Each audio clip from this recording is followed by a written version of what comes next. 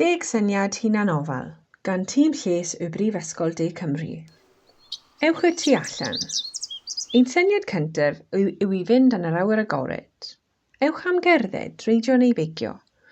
Peidiwch ac anghofio i fwynhau'r golygfeydd. Coginio.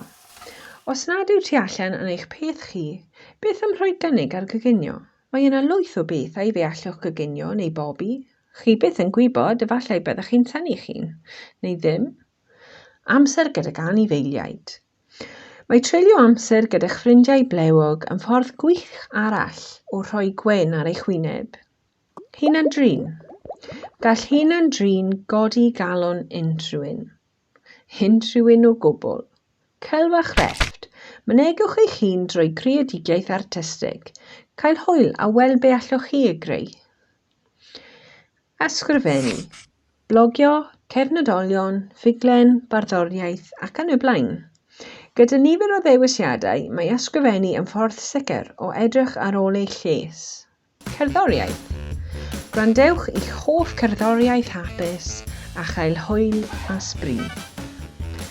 Darllen. Rydym yn deall eich bod chi methu prynu hapusrwydd, ond fe allwch chi prynu llyfrau, sydd yn yr un peth yn fwy neu lai. Meddylgarwch.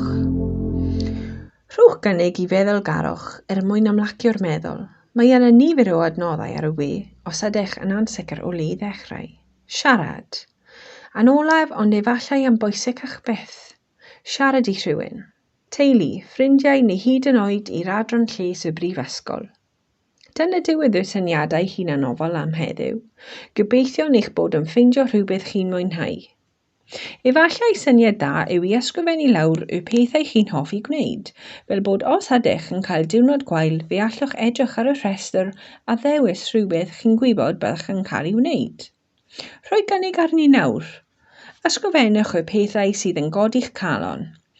Pa gweithgareddau allwch chi wneud i deimlo'n well?